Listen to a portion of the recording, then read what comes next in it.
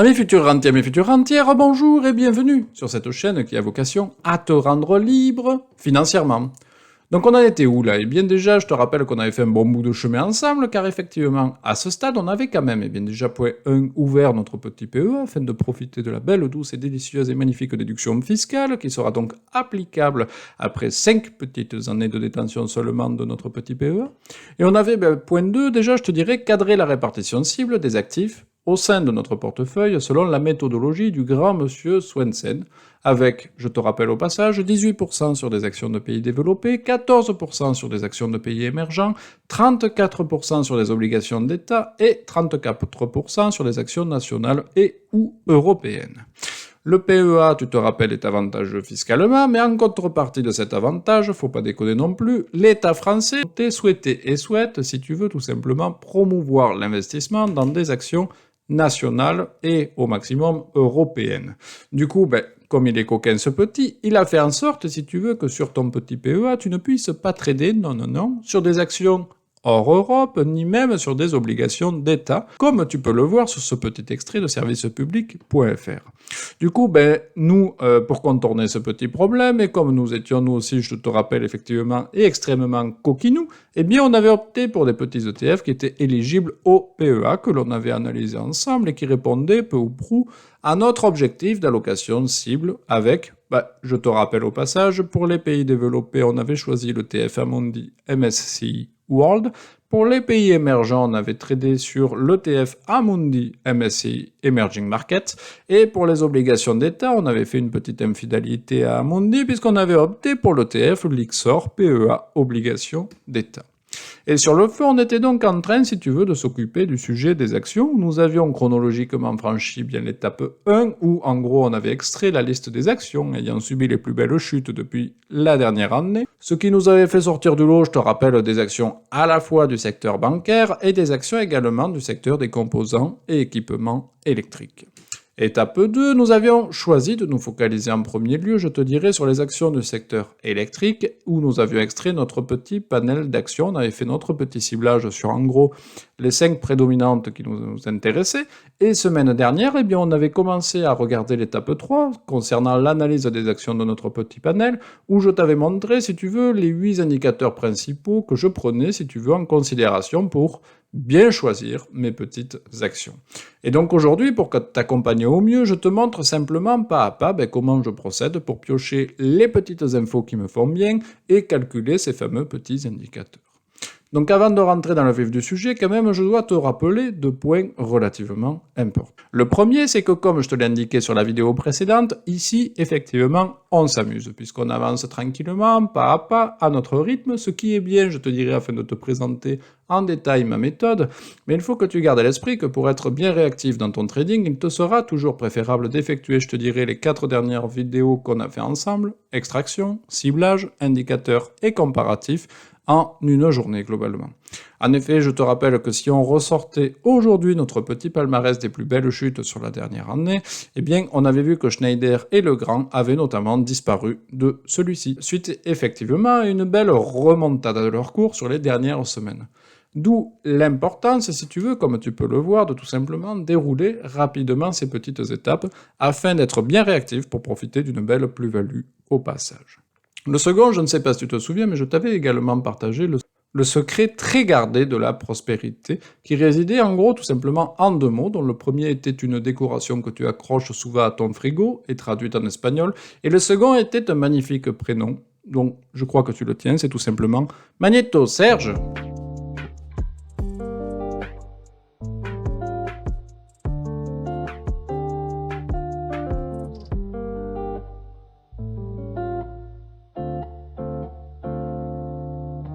Donc oui, mes amis, on est aujourd'hui, je te dirais, plus que bouillonnant, avec entre nos mains, j'ai envie de dire, tout ce qu'il nous faut, puisqu'à gauche, nous avions notre petit panel Excel prêt à être complété, et à droite, nos 8 indicateurs, avec les 3 bonus, que l'on a vus lors de la dernière vidéo, et qui nous permettront d'effectuer le magnifique et incroyable petit comparatif de notre petit panel. Donc c'est parti mon kiwi, je vais donc prendre tout simplement et piocher au hasard une petite action de mon panel et je vais jeter mon dévolu donc sur Schneider par exemple. Et c'est parti. Donc déjà comme tu le sais, je suis un gros fainéant, tu t'en souviens, et donc j'ai centralisé si tu veux sous un petit Excel notre analyse avec tout simplement les indicateurs attendus comme tu peux l'avoir. Et surtout je te dirais un onglet par action si tu veux. Donc comme ici par exemple Schneider, afin d'avoir, je te dirais, en jaune toutes les données que je dois récupérer pour aller alimenter en automatique mon petit comparatif et pas me taper les calculs à chaque fois. Bref, avec le remplissage progressif de ce petit fichier que l'on va effectuer ensemble, tu vas à mon avis tout comprendre. Donc je reprends et je te rappelle mon premier indicateur, valorisation ou capitalisation boursière supérieure à 25 millions d'euros. Donc là je reprends mon site préféré, Boursorama. Et comme on l'avait vu ensemble, je reprends donc la magnifique fiche valeur de notre action Schneider et je clique ici sur Société. Et là, tu vois qu'on a de la marge puisque Schneider est à seulement 88 milliards. Donc pour cet indicateur, on peut dire effectivement que ça va. J'alimente donc mon petit Excel magique, tu vois, sous la zone capitalisation boursière qui va donc venir alimenter mon petit comparatif global. Et si c'est vert, c'est que c'est bon. Et donc j'ajoute plus un point à notre score global. Le second, un chouïa plus complexe où ici, si tu veux, on va se focaliser sur le dernier taux de marge connu qui, selon Buffett, doit être supérieur effectivement à 15%. Je te rappelle que le taux de marge net, si tu veux, c'est le ratio du bénéfice obtenu de l'entreprise sur la dernière année divisé par le chiffre d'affaires réalisé sur cette même année. Donc là, je reste toujours sur mon petit onglet Société et je vais ici cliquer sur les chiffres clés. Et je vais donc faire, si tu veux, ici, le ratio entre le résultat net, moi je prends en général part du groupe, divisé par le chiffre d'affaires, ce qui me fait 3 477 000 divisé par 34 176 000, le fameux chiffre d'affaires, ce qui me fait un ratio total de 10,17%. Mais comme je suis un fainéant, et bien comme tout à l'heure, je vais alimenter mon fameux petit fichier Excel, et donc là, comme on est sur le taux de marge, je vais simplement aller renseigner pour 2022 le résultat net et le chiffre d'affaires en milliers d'euros, ce qui me ressort bien le résultat que l'on avait trouvé au-dessus de 10,17%, et qui viendra donc alimenter mon petit comparatif, et si par contre ça devient rouge au niveau de mes indicateurs, c'est tout simplement un 0 pointé. Le troisième indicateur étant celui d'un taux de marge moyen net qui, sur les 5 dernières années, était supérieur à 20%. Donc là, je te montre clairement que je ne suis pas puriste, car tu vas t'apercevoir tout seul comme un grand que je ne prends que les 4 dernières années. Et pourquoi ? Eh bien tout simplement car, je te rappelle, dans Boursorama, il n'y a que 4. Oui, je suis effectivement une belle feignasse.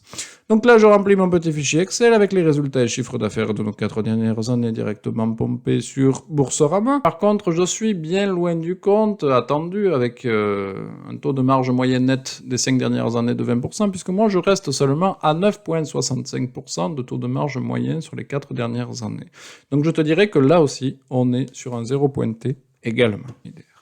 Quatrième indicateur, c'est le bénéfice net par action, ou fameux BNA, devant enregistrer une croissance de 5% en moyenne sur les 5 dernières années. Bon là, je suis resté sur 5 années, car t'as compris, Boursorama me donne l'information sur les 5 dernières années. Oui, tu le sais, une belle feignasse. Donc là, je reprends mon site, je vais un chouïa plus bas sur le même écran, dans la partie des ratios financiers, et donc je les recopie directement sur mon petit fichier qui me met en évidence une belle croissance très régulière, sauf pour la célèbre année 2020, mais qui enregistre sur les 5 dernières années la belle croissance, en tout cas de mon BNA, ou BNPA, de 9,60%, bien au-delà des 5% attendus, donc ça mérite bien quand même un petit point ça. Pour le cinquième indicateur, on était sur le Price to Book Value, ou PBV pour les intimes, qui devait donc être inférieur à 4, sinon en gros ça voulait dire que c'était surévalué.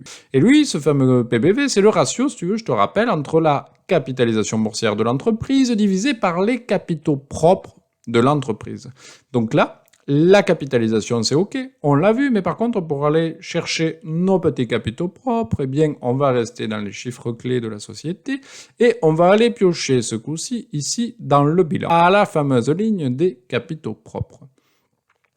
Comme c'est en milliers d'euros, il faut faire attention quand même, si tu veux, que l'on respecte bien la même unité sur la petite capitalisation boursière. Donc ce ratio me fait un total quand même de 3,40 qui mérite bien un petit point là aussi, puisque bien inférieur au seuil de 4. Bravo.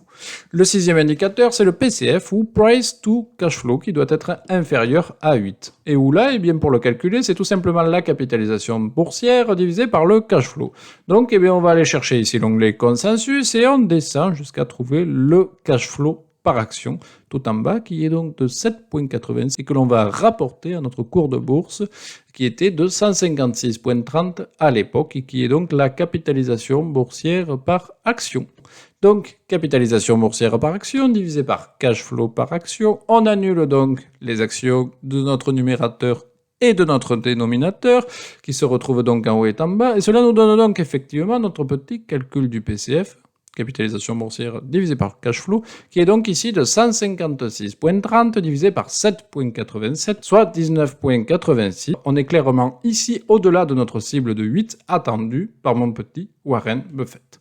Du coup, bam, un nouveau point ici qui sous-entend quand même une forte surévaluation de notre action.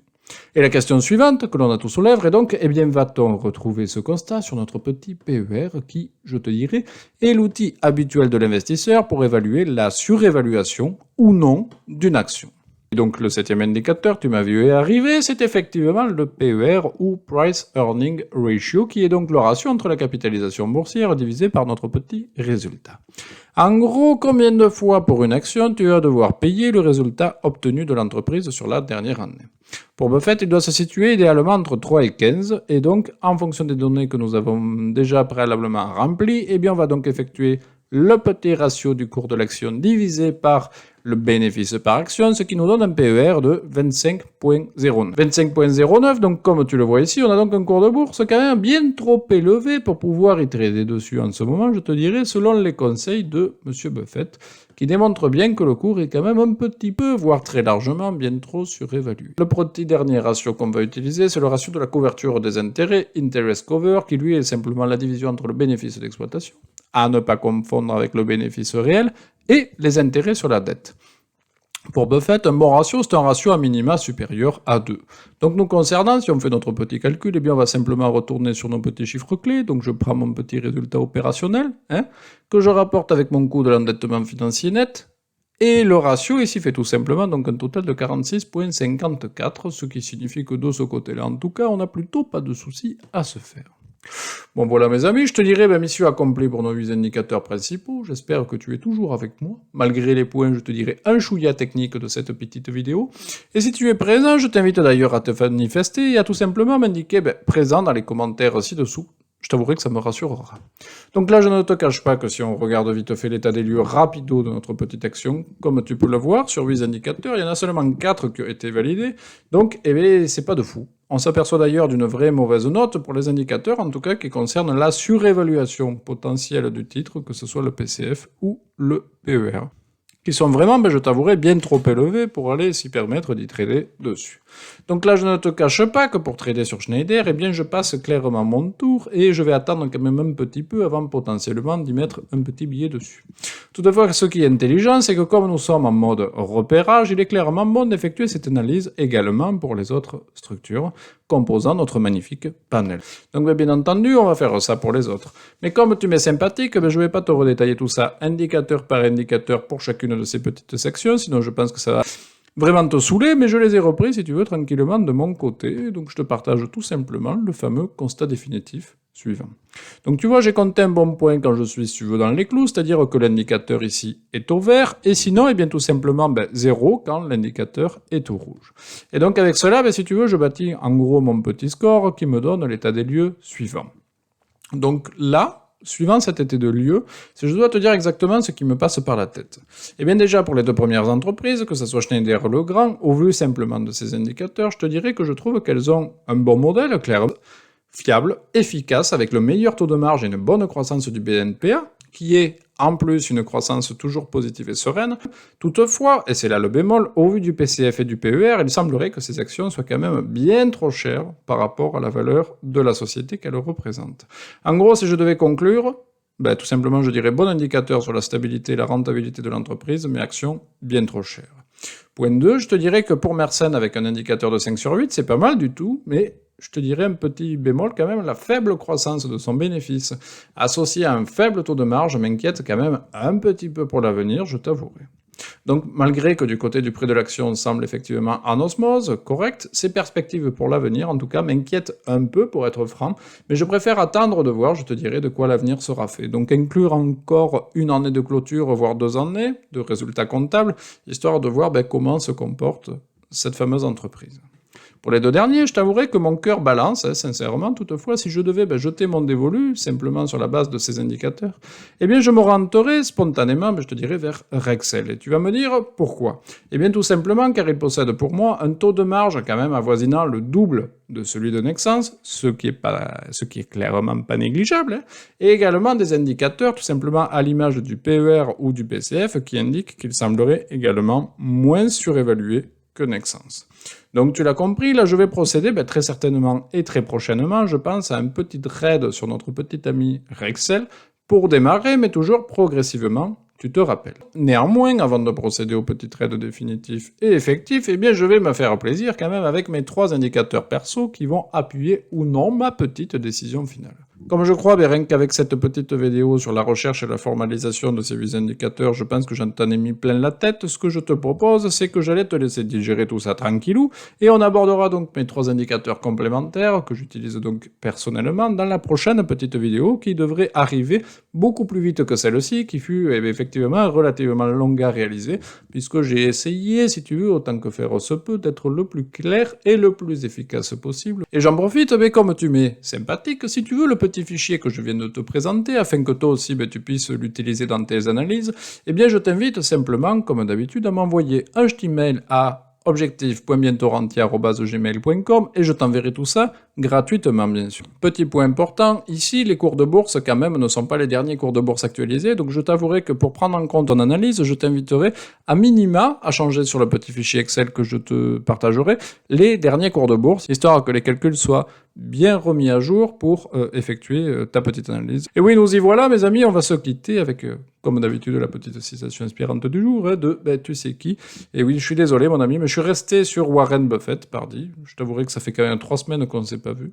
Et en plus, les indicateurs que j'ai pris au-dessus, c'est de lui. Donc je m'étais dit que j'étais quand même un peu obligé de lui rendre ce petit hommage, quand même. Alors je choisis de te partager celle-ci, de citation, que j'aime beaucoup, donc c'est parti. La plupart des gens s'intéressent aux actions quand tout le monde s'y intéresse. Le moment d'acheter est quand personne ne veut acheter. À bon entendeur, salut!